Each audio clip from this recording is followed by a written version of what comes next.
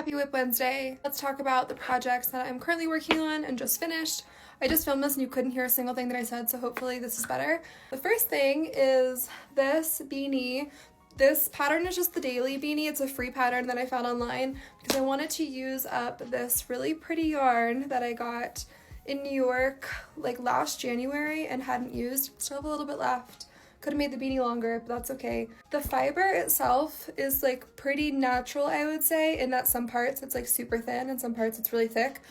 So it makes your gauge look as such, but alas, it's really squishy. Just a fun statement piece, and I'm excited to wear her. I think she's really cute and really warm. So this was my first thing. I think it took me like a day and a half to knit because the yarn was so chunky and I used big needles. Probably the fastest thing I've ever made, and I'm pretty happy about it. So that's the beanie. For the big project, this sweater is growing a little bit in the yoke pattern. I have maybe like half of the second chart to go, and then I think the next thing that I do is bind off some of the stitches on either side for the arms and continue working the body down.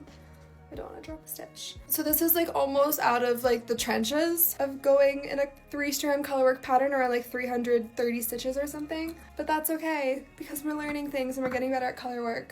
My floats here look like shit, but they look better up here. So that's the sweater.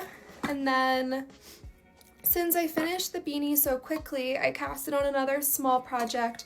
This is a silk, I think a silk mohair yarn from Downtown Yarns in New York. I don't quite have the brand handy, but I can put it on the screen. I'm knitting fingerless gloves with these in these tiny little 9-inch round US 4 needles. I prefer this to magic loop. You just have to be careful of like your hand cramping, but I can knit something with a small circumference so much faster if I go on a baby needle versus going with a magic loop, and I don't hate myself. So that is why I go this route, but do what you please. Hopefully we may have a mitten or a mitten and a half done by the next time we chat. So that is this project. And that's everything for this week. Happy crafting.